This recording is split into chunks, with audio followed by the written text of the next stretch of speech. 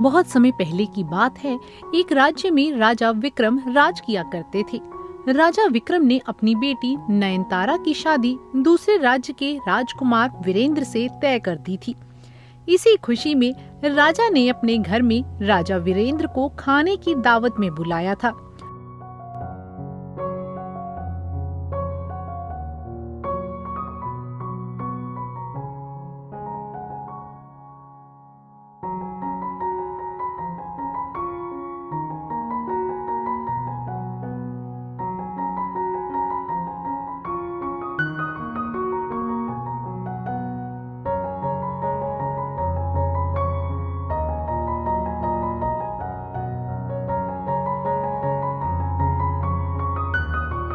सभी लोग आपस में बहुत खुशी से बातें कर रहे थे। महल में खुशियों का माहौल था। सभी हंसी मजाक में लीन थे।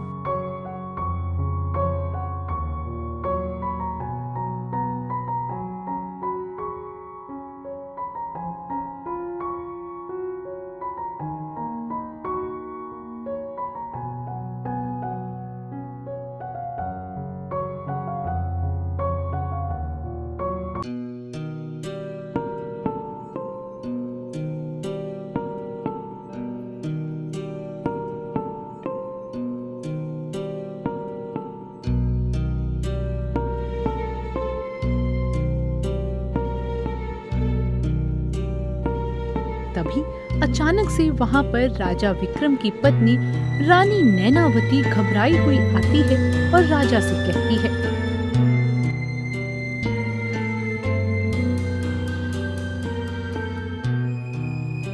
महाराज, अनर्थ हो गया है। हमारे बहुमूल्य सोने और चांदी के गहने जो शाही खजाने में रखे थे वे सब गायब हो गए हैं। हमारे महल के सबसे कीमती सोने चांदी के आभूषण गायब हो गए हैं। हमारे महल के जितने भी शाही गहने हैं, जितने भी कीमती गहने हैं, हीरे के गहने, सोने के गहने, चांदी के आभूषण, सब के सब गायब हो गए हैं। मुझे तो लगता है हमारे महल में चोरी हो गई है। हमारे जितने भी महंगे गहने थे वे सब के सब महल में नहीं है। ये सुनकर सभी चौंक गए। राजा क्रोधित और चिंतित हो गए, जबकि राजकुमारी नयनतारा के चेहरे पर उदासी छा गई। राजकुमार वीरेंद्र, जो अपनी बुद्धि और साहस के लिए जाने जाते हैं, वह तुरंत इस स्थिति को गंभीरता से लेते हैं। यह क्या कह रही हैं आप रानी? हमारे महल में चोरी? किसकी इतनी हिम्मत की हमारे महल में आकर हमारे महल से गहने चोरी की? सारे दरवाजा बंद कर दिया जाए। महल के सभी द्वार अभी के अभी बंद कर दिया जाए। कोई भी बाहर का व्यक्ति अंदर नहीं आना चाहिए और अंदर का व्यक्ति बाहर नहीं जाना चाहिए। अभी के अभी महल के सारे दरवाजे बंद कर दिए जाएं। किसी ने ये काम महल के अंदर रहकर गहने चोरी किए हैं, इसलिए महल से कोई भी बाहर नहीं जाना चाहिए। महाराज, आप चिंता ना करें, मैं इस रहस्य का पता लगाकर ही रहूंगा।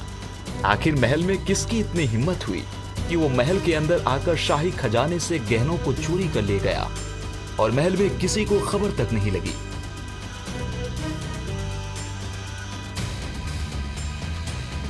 और फिर पूरे दिन महल के कोने कोने की तलाशी हुई।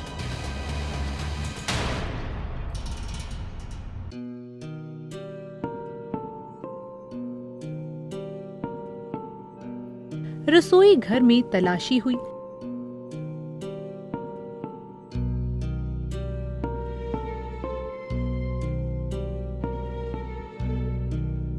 गहनों के कक्ष में तलाशी हुई और तो और राजकुमारी नयनतारा के कमरे की भी तलाशी हुई।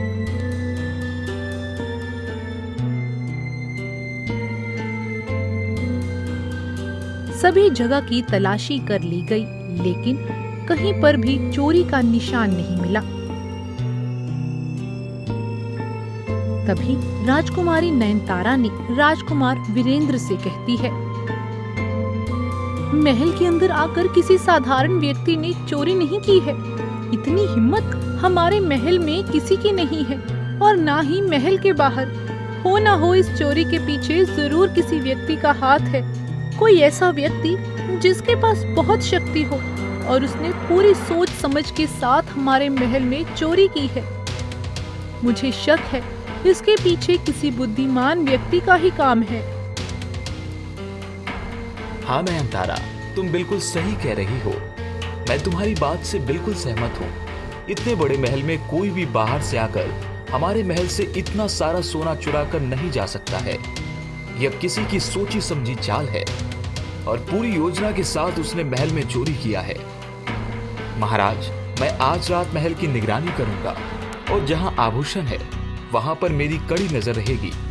मैं भी तो देखना चाहता हूं वो चोर कौन है जो इतनी आसानी से महल के सारे गहने चोरी कर ले गया है।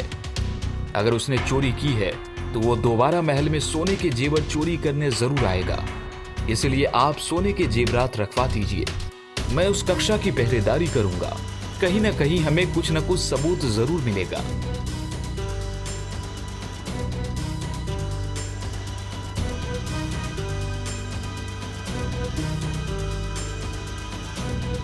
और फिर रात हो जाती है। राजकुमार वीरेंद्र रात के समय गहनों की पहरेदारी करने लगते हैं और उस चोर के आने का इंतजार करते हैं जो गहने चोरी कर रहा है। लेकिन पूरी रात बीत जाती है और वहां पर कोई भी नहीं आता। इस तरह राजा वीरेंद्र दूसरे दिन भी गहनों की पहरेदारी करते हैं, लेकिन गहनों को चुराने के लिए कोई नहीं आता। और इस तरह कुछ दिन बीत जाते हैं, लेकिन महाराज को और राजा वीरेंद्र को चोर के खिलाफ कोई भी सबूत नहीं मिलता है। अब महाराज को कुछ समझ नहीं आता, इसलिए वो महल में साधु बाबा को बुलाते हैं।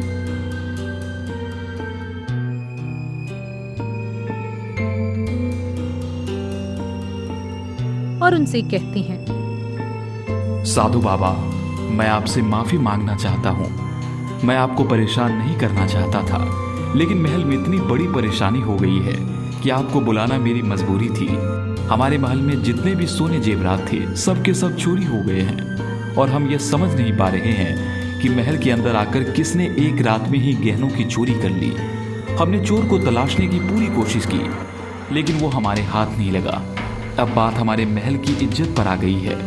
अगर सही समय पर वो चोर नहीं पकड़ा गया तो दूसरे राज्य में हमारी बहुत बेइज्जती होगी।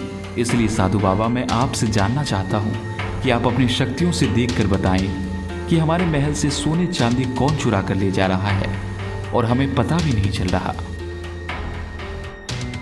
महाराज, मैं समझ सकता हूँ कि इस वक्त आप पर क्या बीत रही है। मैं अभी अपनी शक्ति से पता करता हूँ कि आपके महल से किसने गहने चोरी की है।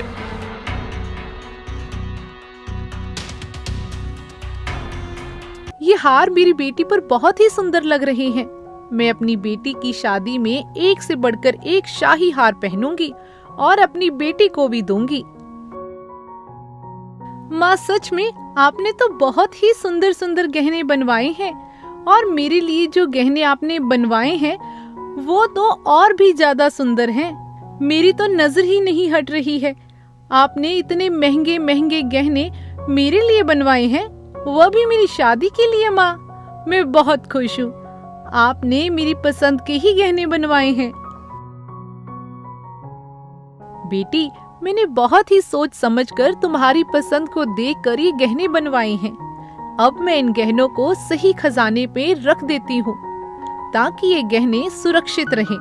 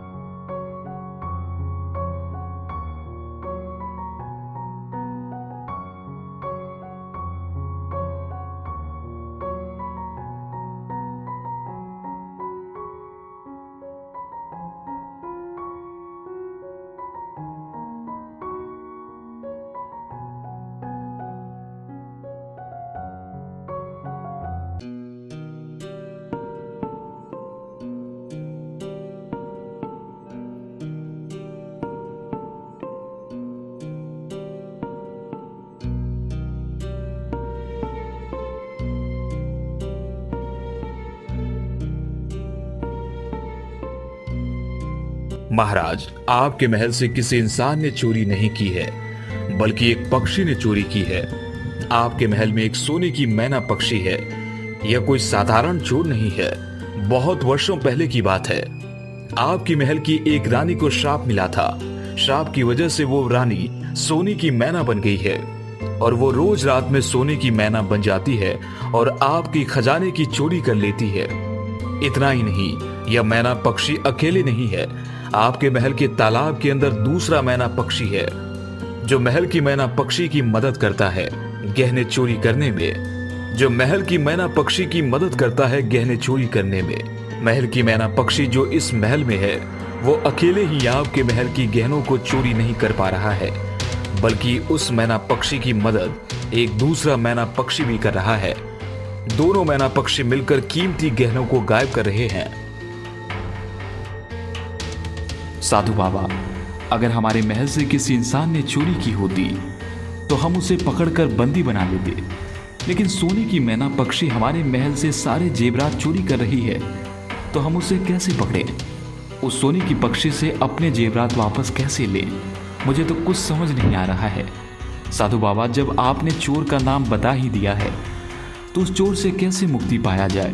उस चोर से अपने सोने कैसे वापस पाया जाए? इसका भी रास्ता बता दीजिए कृपया। एक सोने की मैना पक्षी महल से सारे सोने चोरी कर रही है, तो हम उस सोने के पक्षी को तोड़ देते हैं, सारी बातें खत्म हो जाएगी। इससे अच्छा कोई दूसरा रास्ता हो ही नहीं सकता है। आपने बिल्कुल सही कहा राजकुमार, मैं भी यही सोच रहा हूं। अगर हम उस सोने के पक्षी को तोड़ दें तो यह सारी मुश्किलें खत्म हो जाएंगी। सैनिक, अभी जाकर उस सोने की पक्षी को लेकर आओ और अभी उस सोने की पक्षी को तोड़ दो। राजा के आदेश के अनुसार सैनिक उस सोने के पक्षी की मूर्ति को ले आते हैं।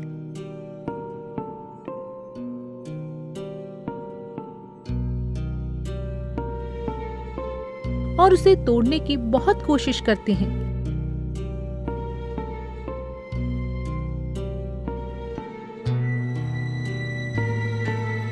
लेकिन वे मूर्ति नहीं टूटती है।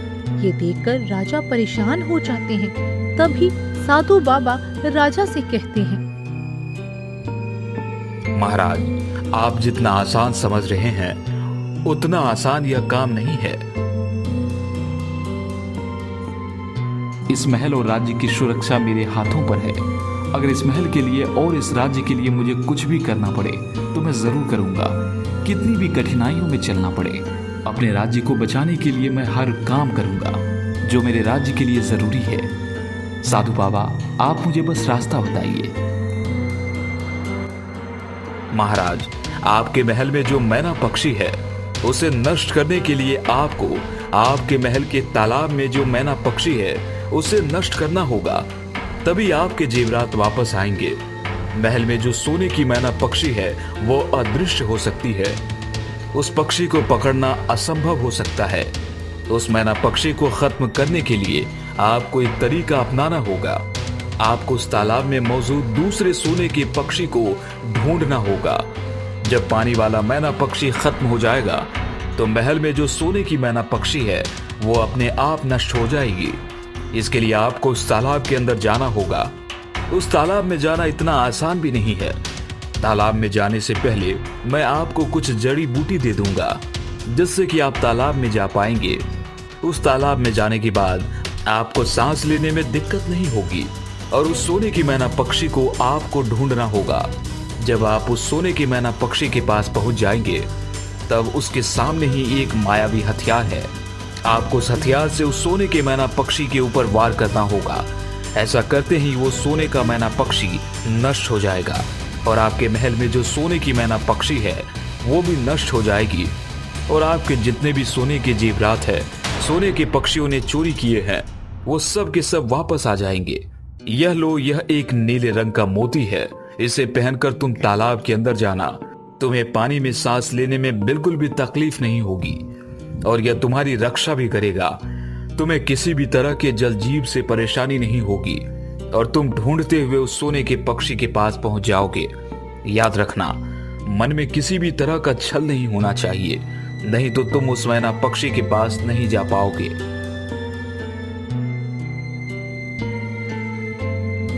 महाराज ने साधु बाबा के दिए हुए नीली मोतियों को पहन लिया और तालाब के पास गए।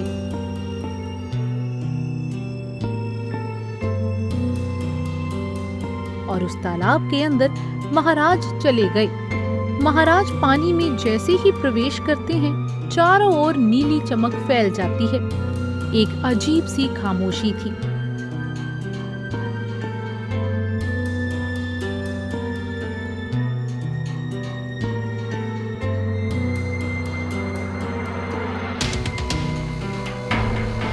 महाराज जैसे जैसे आगे बढ़ते जाते हैं, वो एक महल के नजदीक पहुंच जाते हैं। पानी के अंदर एक बहुत बड़े नीले पत्थर से बना एक महल होता है। महाराज उस महल के अंदर जाते हैं। महाराज जब महल के अंदर जाते हैं तो वह अपने सामने एक बहुत बड़ा सोने के मैना पक्षी को देखते हैं। अच्छा, तो इसी जगह पर यह खंजर है। इसी सोने के खंजर से इस मैना पक्षी का अंत हो सकता है। मैं अभी इस वक्त इस सोने के पक्षी का अंत करूंगा।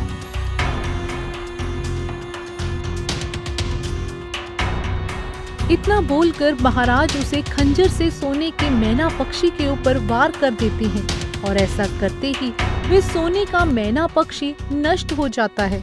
तभी उसमें से एक आत्मा बाहर आती है और राजा से कहती है, तुम्हारा बहुत बहुत शुक्रिया बेटा। तुम्हारी वजह से आज मुझे मुक्ति मिल गई है। मैं जानती थी कि एक न एक दिन तुम मुझे मुक्ति दिलाने जरूर आओगे। बेटा, मैं तुम्हारी पूर्वज हूँ और मुझे अपनी संपत्ति पर बहुत ही घमंड था। रानी होने के वजह से मैं अपने ऊपर बहुत घमंड किया करती थी और इसी घमंड की वजह से मैंने एक साधु बाबा का अपमान कर दिया था। साधु बाबा क्रोधित हो गए थे और उन्होंने गुस्से में मुझे श्राप दे दिया था। जिस दिन मेरी मौत होगी, मेरी आत्मा इस सोने के पक्षी के अंदर कैद हो जाएगी और मुझे कभी भी मुक्ति नहीं मिलेगी। जब मैंने ये श्राप को सुना था तो मैं बहुत रोने लगी थी और साधु बाबा से मैं माफी मांगने लगी थी। साधु बाबा को मुझ पर तरस आ गया था। तभी साधु बाबा ने मुझसे कहा था कि आने वाले समय में हमारी पीढ़ी का वंश मुझे इस सोने के मैना पक्षी से आजाद करवाने जरूर आएगा और वह तुम हो। तुम्हारा बहुत बहुत शुक्रिया। आज तुम्हारी वजह से मुझे मुक्ति मिल गई है।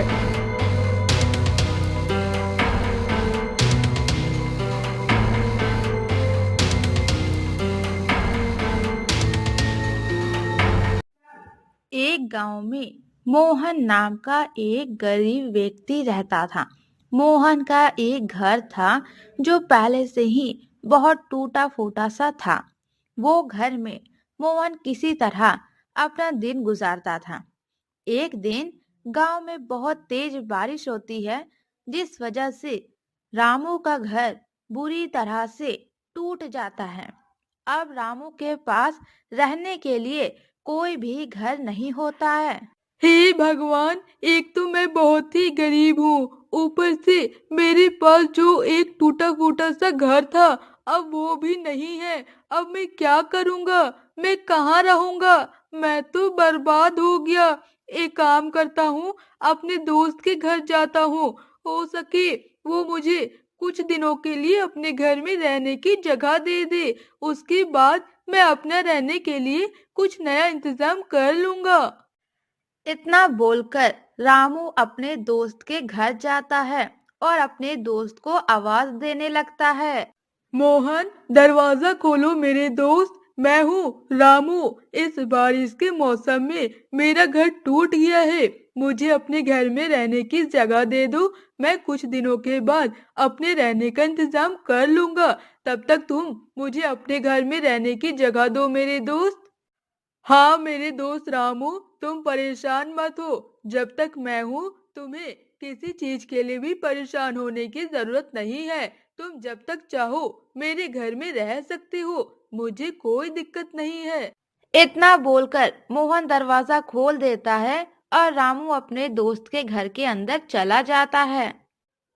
और फिर सुबह हो जाती है और बारिश भी रुक जाती है। मोहन मेरे दोस्त, तुमने मुझे अपने घर में जगह देकर मेरे ऊपर बहुत बड़ा एहसान किया है, लेकिन अब मेरा भी फर्ज बनता है कि मैं अपने रहने के लिए खुद का घर बनाऊं, और उसके लिए मुझे आज से ही मेहनत करनी होगी। इसलिए मैं जा रहा हूँ बाहर अपने लिए काम ढूंढने। इतना बोलकर रामू काम की तलाश में निकल जाता है। रामू एक जंगल के रास्ते से जा रहा होता है। वो बहुत दूर जा चुका होता है। तभी वो देखता है कि उस जंगल में एक बहुत बड़ा नींबू का पेड़ है। ये देखकर रामू हैरान हो जाता है। अरे वाह, मेरी तो किस्मत ही चमक गई। इस जंगल में इतना बड़ा नींबू का पेड़ है। इस नींबू के पेड़ में कितने सारे नींबू लगे हुए हैं। अगर मैं इन्हें तोड़कर बाजार में बेचूं तो मुझे बहुत पैसे मिलेंगे और मैं बहुत जल्दी अमीर हो जाऊंगा। मैं ये नींबू तोड़कर आज से ही बाजार में बेचूंगा और बहुत सारे पैसे कमाऊंगा, और बहुत सारे पैसे इकट्ठे करके बहुत जल्दी मैं अपना घर बनाना शुरू भी कर दूंगा। इतना बोलकर रामू उन नींबू को तोड़ने लगता है। वहीं दूसरी तरफ उसी जंगल में रामू का एक बदमाश पड़ोसी आ रहा होता है। उस पड़ोसी का नाम सोनू था। सोनू हमेशा से ही रामू से जलता था और उसे दूसरों की खुशी देखी नहीं जाती है, और वो हमेशा से ही दूसरों की चीजें लूटना जानता था। और इसी तरह सोनू की नजर रामू पर पड़ जाती है। सोनू ये देखकर हैरान हो जाता है कि जंगल में एक बहुत बड़ा नींबू का पेड़ है। उस पेड़ से रामू बहुत सारे नींबू तोड़ रहा है। ये देखकर सोनू के मन में भी लालच आ जाता है और वो सोचने लगता है। अरे वाह, इस जंगल में इतना बड़ा नींबू का पेड़ है। अगर इस पेड़ के सारे नींबू मैं बाजार में बेच दूं तो मैं बहुत पैसे वाला हो जाऊंगा। हाँ, ये सही रहेगा। इस पेड़ के सारे नींबू सिर्फ मैं तोड़ूंगा और बाजार में बेचूंगा। मैं इस रामू को ये नींबू नहीं ले जाने दूंगा, और उसके लिए मुझे इस रामू को यहाँ से भगाना होगा, और उसके लिए मुझे कोई उपाय सोचना होगा। हाँ, अभी मैं इस रामू को यहाँ से भगाता हूँ। रामू, तुम यहाँ नींबू तोड़ रहे हो। तुम्हें पता है तुम्हारा घर टूटने के बाद जिस दोस्त ने तुम्हारी मदद की थी उसके साथ एक बहुत बड़ी दुर्घटना हो गई है। उसे तुम्हारी जरूरत है। तुम्हें उसके पास होना चाहिए। मैं तुम्हें यही बताने के लिए यहाँ आया हूँ। तुम्हें ढूंढते ढूंढते मुझे इतना समय लग गया। जल्दी जाओ, तुम्हारे दोस्त को तुम्हारी जरूरत है।